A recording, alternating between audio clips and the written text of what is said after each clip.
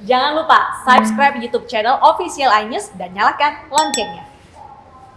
Informasi terkini banjir bandang di Nusa Tenggara Timur, kita akan bergabung dengan kontributor iNews, ada Joni Nurah yang berada di Pelabuhan Lawrence, Sai Maumere, Kabupaten Sika, Nusa Tenggara Timur melalui sambungan Skype. Halo, selamat pagi Joni. Selamat pagi, Rufi. Baik, kondisi terkini di sana seperti apa? Data terakhir ada berapa jumlah korban akibat banjir bandang ini?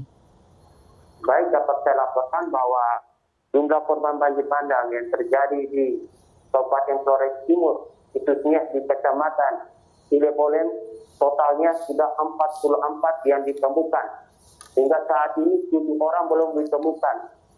Diperkirakan korban terus bertambah. Baik, kalau untuk kondisi pengungsi di sana seperti apa? Apakah kebutuhannya memadai? Baik, Lufi, hingga saat ini masyarakat yang menjadi korban banjir bandang dan longsor sangat membutuhkan bantuan, khususnya seperti air minum, obat-obatan, dan makanan. Hingga saat ini warga yang menjadi korban longsoran banjir bandang tersebut sebagian sudah dievakuasi ke Adonara Timur, di mana ditaruh di sekolah-sekolah yang disediakan oleh milik pemerintah. Oke, Joni, bantuan Anda katakan beberapa jam yang lalu masih tertahan karena cuaca buruk, termasuk juga gelombang tinggi. Apakah ini artinya bahwa masyarakat di sana sejak kemarin tidak mendapatkan bantuan sama sekali? Baik, yang seperti yang sudah saya sampaikan tadi bahwa hingga saat ini warga di lokasi bencana belum mendapatkan bantuan karena akses jalan menuju ke lokasi longsoran sangat sulit dan banyak berbatuan dan longsoran yang menuju lokasi, khususnya di Kecamatan Ilebolen. Oke, jadi diperoleh dari mana bahan makanan sejak mengungsi kemarin? Kalau dari kemarin memang belum ada bantuan sama sekali, Joni. Ya, hingga saat ini warga masih mendapat bantuan dari tetangga dan warga yang tidak pernah dampak, sehingga mereka bisa makan minum apa adanya. Baik, Joni, banjir ini cukup memakan banyak korban begitu. Hingga kini, apakah diketahui apa penyebab banjir yang merendam 2 kabupaten di NTT ini?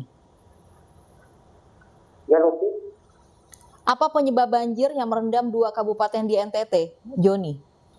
Baik, akibat banjir bandang ini akibat hujan yang cukup deras, hujan yang cukup tinggi sehingga terjadilah banjir bandang. Dan banjir bandang ini terjadi secara tiba-tiba, di mana terjadi pada hari Minggu pagi, tepatnya pukul 02 pagi, sehingga menyebabkan banyak korban jiwa karena warga sedang tidur.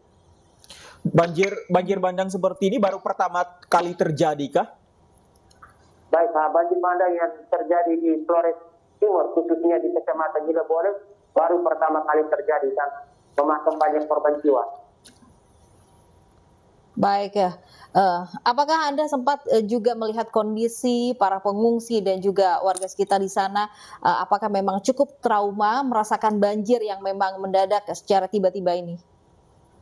Baik, Loki ingin saya sampaikan bahwa warga yang terdampak dari banjir bandang dan longsoran ini sangat trauma dan mereka sangat membutuhkan bantuan dari pemerintah maupun warga yang ada di sekitar bencana tersebut. Oke, Joni, selain rumah-rumah warga yang mengalami kerusakan parah di sana, bisa Anda jelaskan fasilitas apa lagi yang rusak? Kalau kita lihat, kita dapat informasinya, ada jembatan juga yang rusak, apalagi fasilitas umumnya rusak di sana, Joni? Baik, fasilitas yang rusak semacam koramil Adonara Timur juga terdampak hancur karena banjir. Selain koramil? Selain koramil, ada juga gereja dan kapela yang terdampak. Apakah rumah sakit juga terdampak banjir, Joni? Hingga saat ini menurut pantauan kami, rumah puskesmas yang berada di Adonara Timur tidak terkena dampak. Hanya banjir memasuki puskesmas tersebut.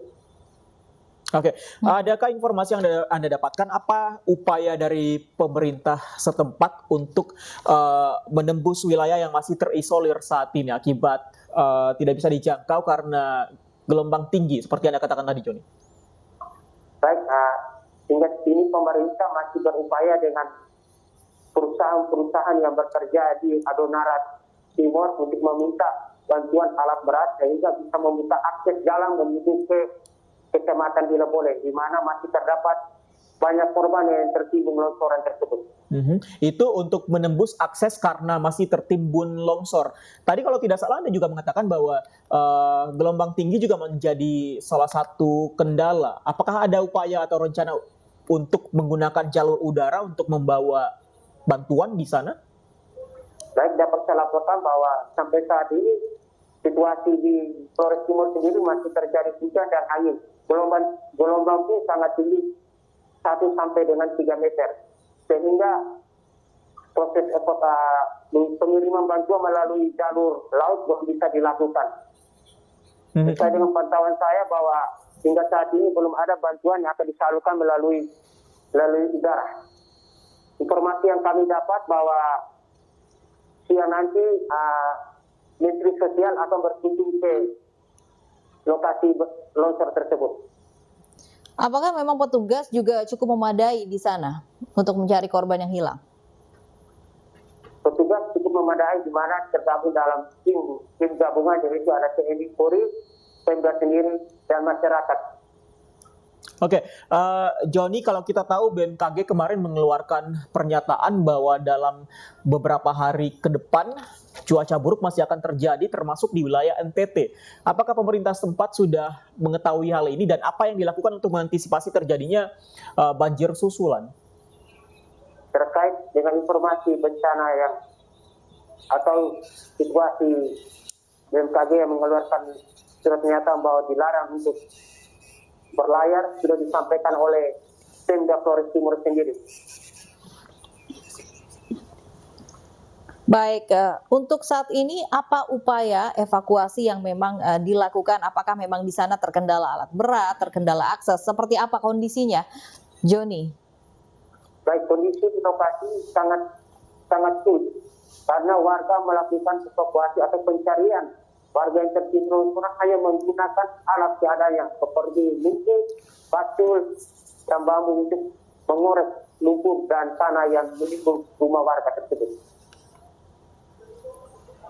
Baik, terima kasih rekan Joni Nurah melaporkan langsung dari Nusa Tenggara Timur.